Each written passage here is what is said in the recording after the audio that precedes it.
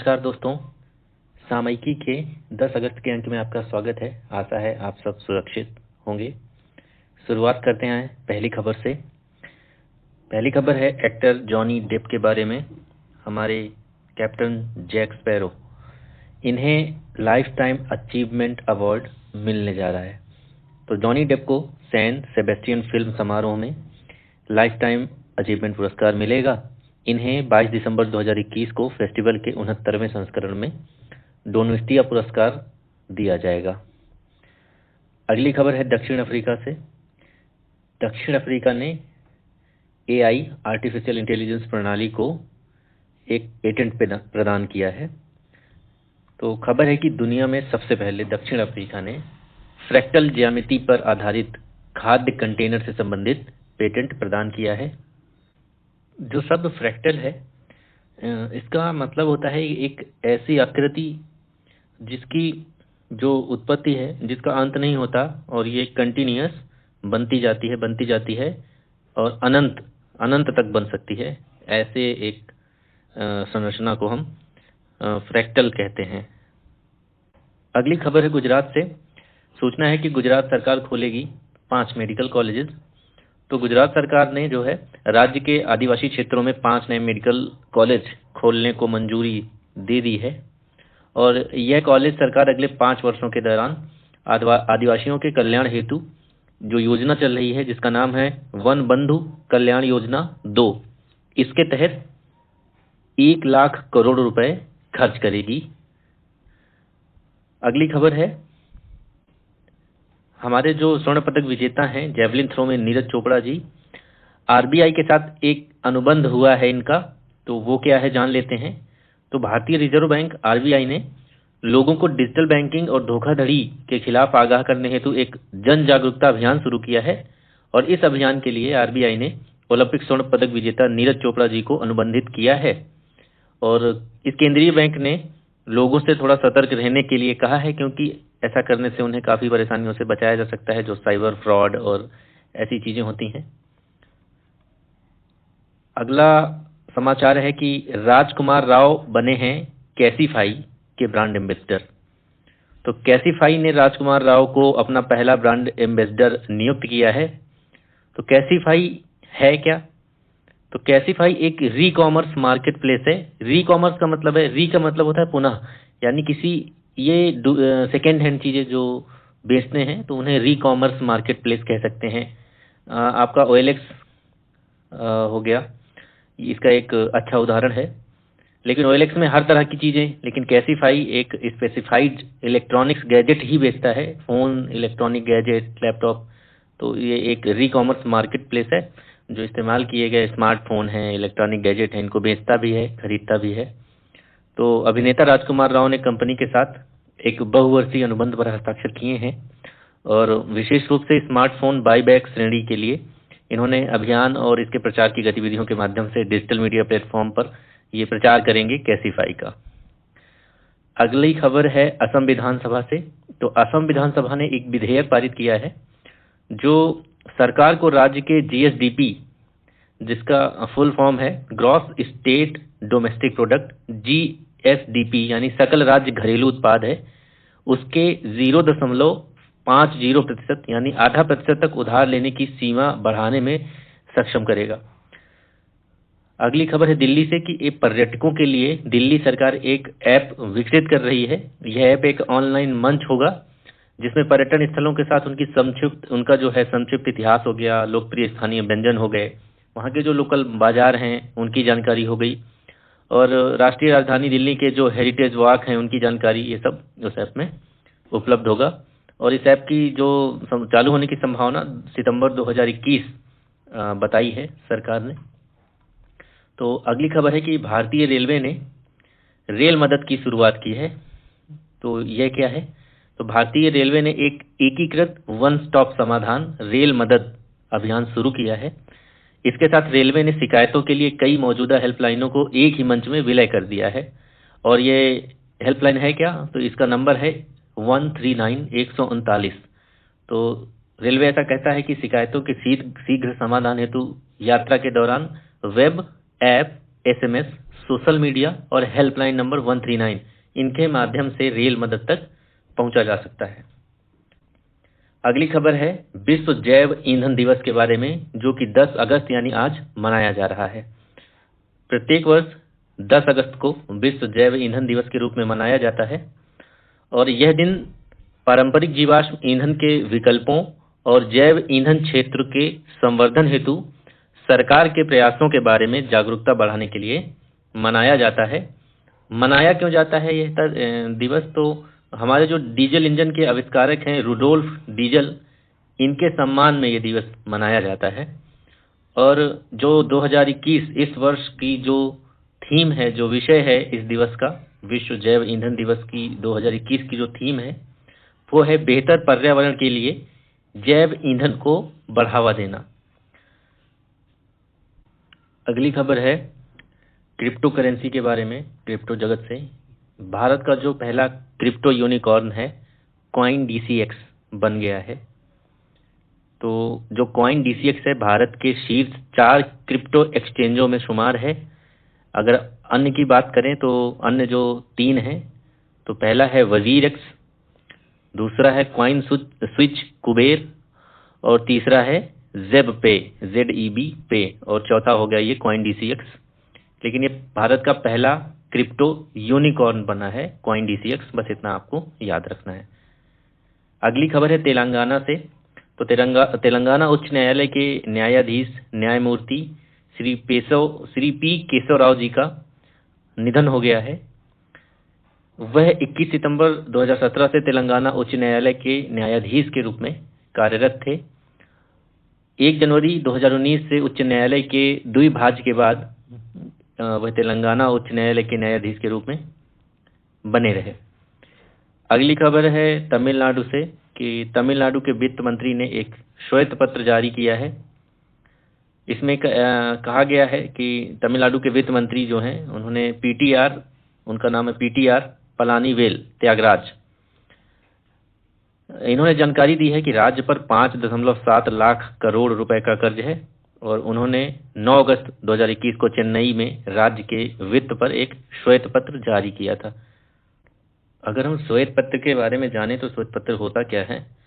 तो श्वेत पत्र एक प्रकार का लिखित आधिकारिक दस्तावेज होता है जिसमें सरकार या कोई भी संस्था किसी विषय, मुद्दे, नीति अथवा किसी समस्या पर अपनी जानकारी, अपनी सोच और अपने विचारों को स्पष्ट करती है। अगर शॉर्ट में कहें तो सफाई देती है किसी भी विषय पर, किसी भी नीति पर।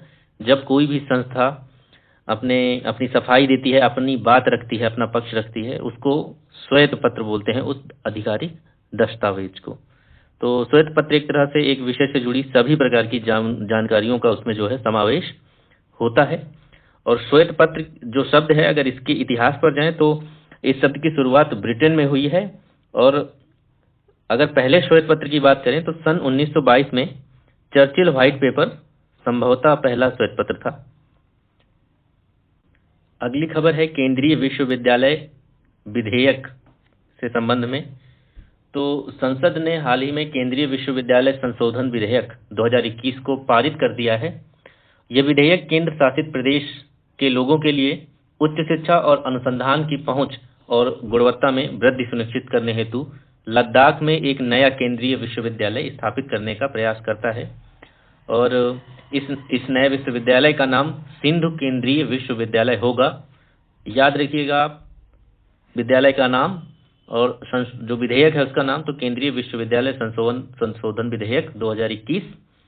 ये क्या करेगा? लद्दाख में एक विश्वविद्यालय की स्थापना, जिसका नाम है सिंधु केंद्रीय विश्वविद्यालय। आज 10 अगस्त को विश्व सेर दिवस भी मनाया जा रहा है। तो जो विश्व सेर दिवस है प्रत्येक वर्ष 10 अगस्त को शेरों के बारे में जागरूकता बढ़ाने, उनकी रक्षा और संरक्षण के हेतु समर्थन जुटाने हेतु मनाया जाता है।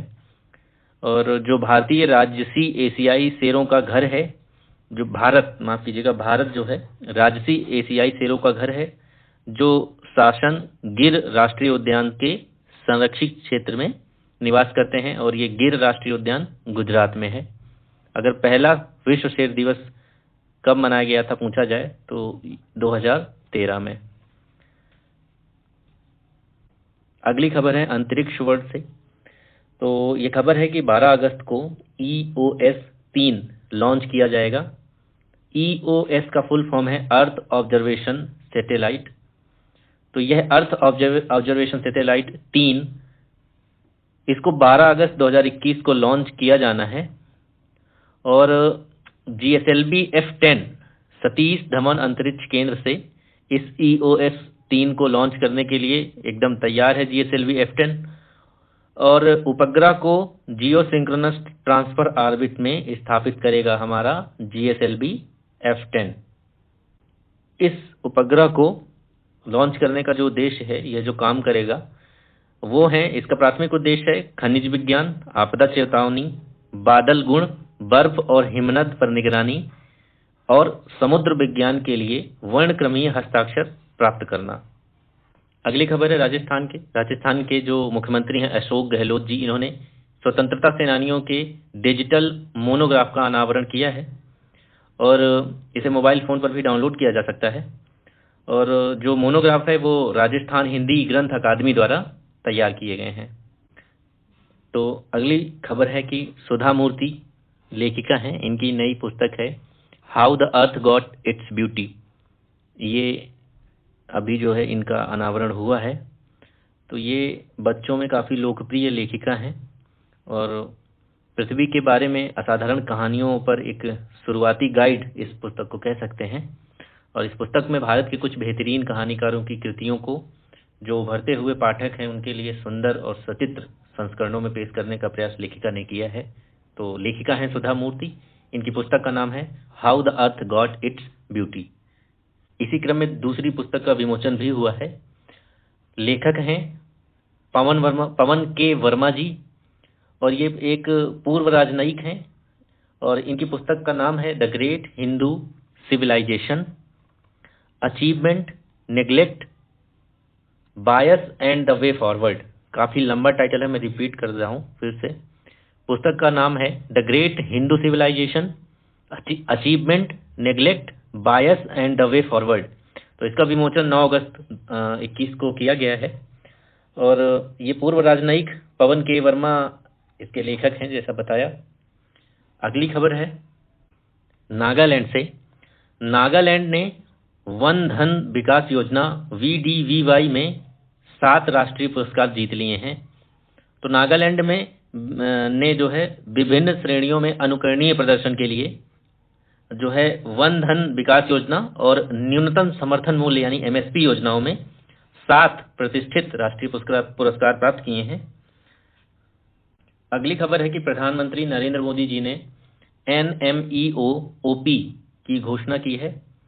तो प्रधानमंत्री जी ने 10 अगस्त 2021 को एक राष्ट्रीय खाद्य तेल मिशन ऑयल पाम, OP का फुल फॉर्म है ऑयल पाम, NMEO का हिंदी है राष्ट्रीय खाद्य तेल मिशन, इसकी घोषणा करते हुए इसके आयात पर निर्भरता को कम करने पर भी जोर दिया, जिससे भारत को पाम ऑयल सहित अन्य खाद्य तेलों में भी आत्मनिर्भर बनाया जा सके।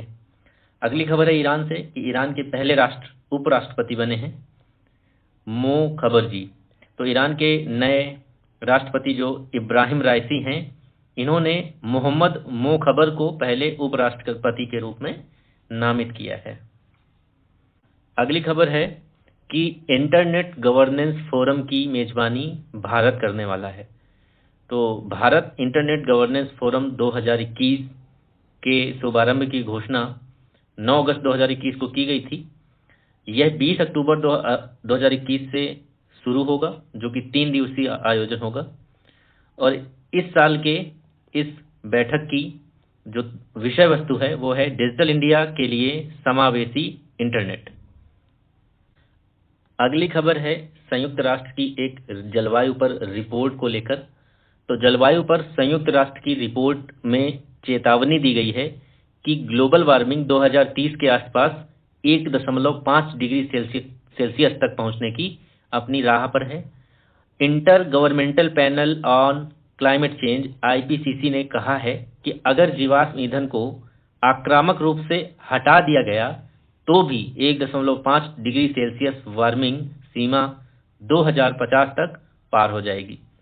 और जो है समुद्रों का जो बढ़ता जल स्तर है और पृथ्वी के जो बर्फीले स्थान हैं उनका पिघलना अब सदियों या सहस्त्राब्दियों तक अपरिवर्तनीय है, मतलब वो पिघलेगा ही पिघलेगा, ऐसा इस रिपोर्ट में कहा गया है। अगली खबर है कोलकाता से, जहां पहली सीएनजी बस शुरू हुई है। तो कोलकाता में पहली सीएनजी बस 9 अगस्त को सड़कों पर उतरी है।